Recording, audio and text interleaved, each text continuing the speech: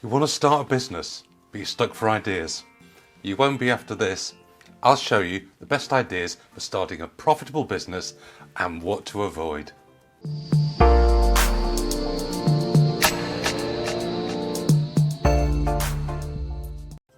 I'm Paul McIntyre. On this channel, I help men over 50 start and grow their dream business and their life of choice.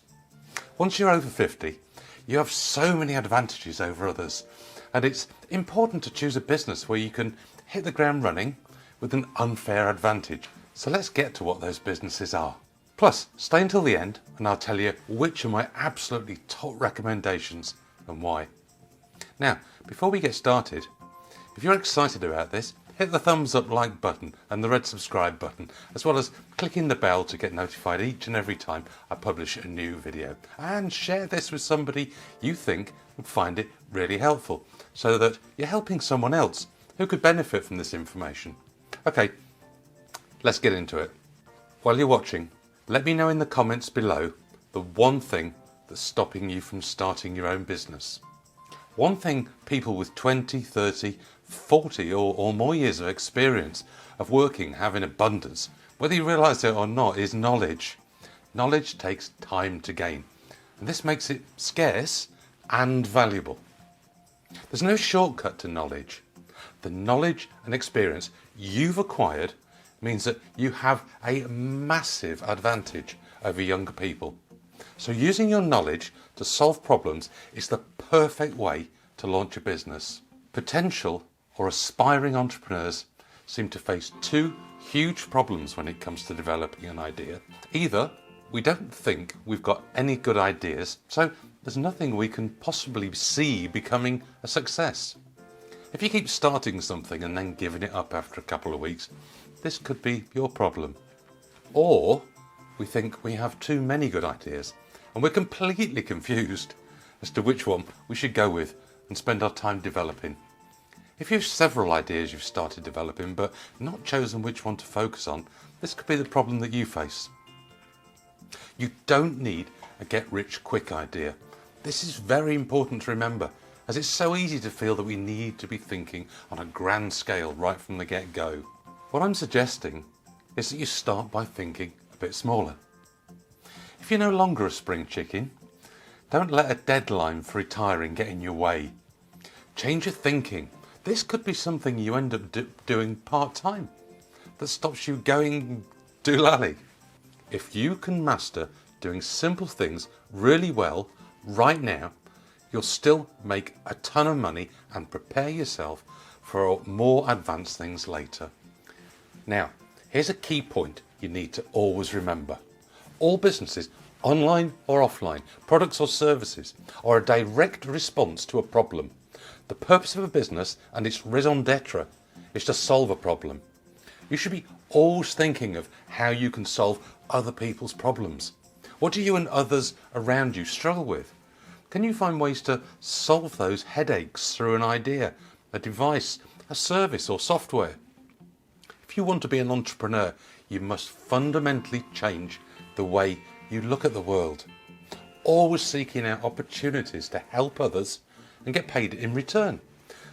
This change in attitude and mindset will make you more creative and constantly thinking of solutions to problems.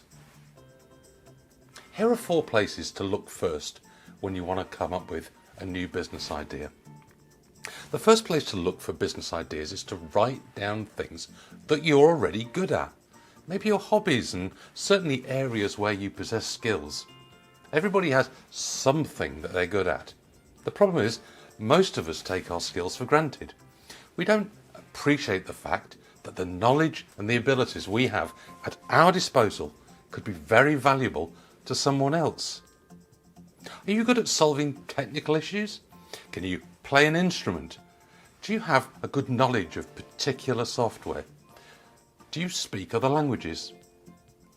Are you an expert in a certain area of fitness or nutrition? Are you a great organiser or tidier? Are you an expert in a particular therapy? Can you create websites? Are you a skilled writer? Do you know a lot about meditation or Tai Chi? These are all things that other people would like to be able to do, but in many cases can't and need help or teaching. How could you save someone time by getting them where they want to be quicker? Time is the only limited commodity we have. We make money so that we can pay other people to do things for us in order to gain more time. It all comes back to time, and others will pay you to do things that save them time and allow them to do things with their time. If you've spent considerable time learning to do something, either in school or as an apprentice or even as a hobby or a recreational activity, that time has immense value. You can teach someone else how to do something.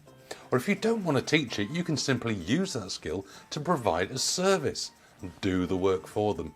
The second place to look for ideas is things you've done for work. Learned at work skills are a great place to look when searching for your first profitable business idea. If you've ever held a job, that's proof you have at least one skill or idea that somebody is willing to pay money for. Don't be under the assumption that your previous hourly wage or your salary reflects the actual value of your skills.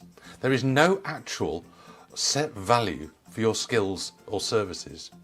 Your salary doesn't reflect true value. It just reflects your employer's estimation of how much they can afford to pay you after they've accounted for all their expenses and made a healthy profit.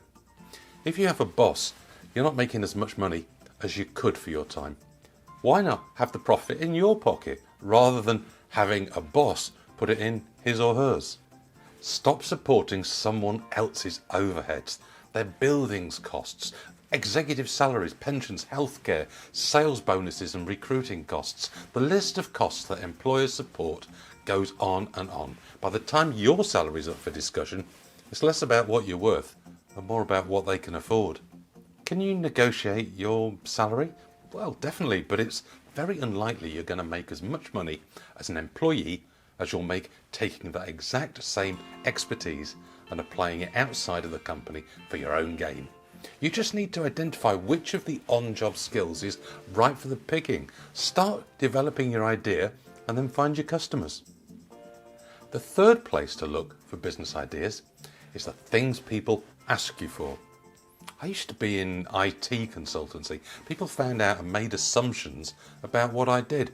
If I had £1 for every time I've been asked to help with a computer or Wi-Fi problem, I'd be a good deal wealthier. Do you know why my Outlook email won't send? Why is my internet so slow? How do I find this file that I saved and seems to have deleted itself? On and on these questions would go, but that's how it goes with many professions.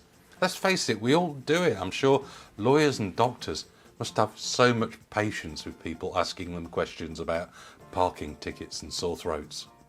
The point is that whether we realise it or not, we lean on experts to help us work things out. If people keep asking you for help, advice or insight in a particular area, there's a good chance that others look at you as the expert or the go-to person in their network. Start paying more attention to things that people ask you about. If someone asks you to help them with something, begin working out whether this is something that can become profitable for you. Start paying attention to the things that people ask of you. And then eventually you'll get paid to do things that you used to do for free. If people ask you for something, it could be worth charging for.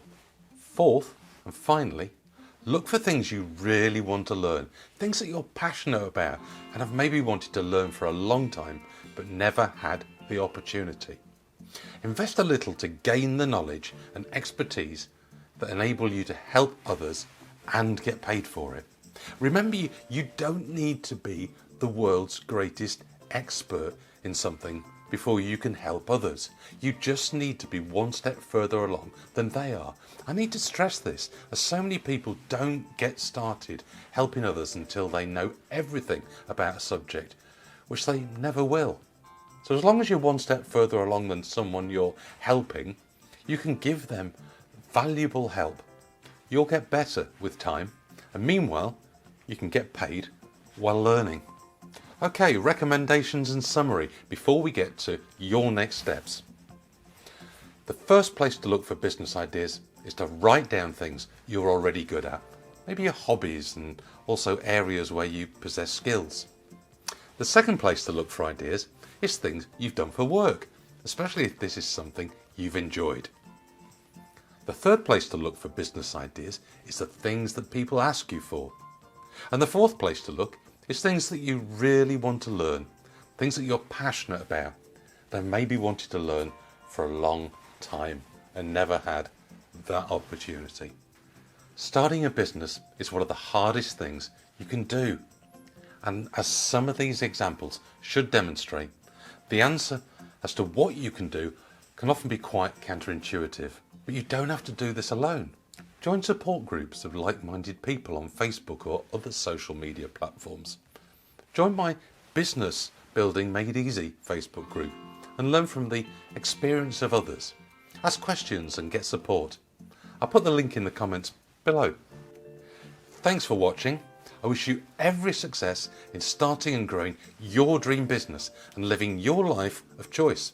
If you'd like to see other videos like this and learn about the next steps, please click the subscribe button and then ring the bell next to it to get notified of new videos from this channel. And I'll see you in the next one.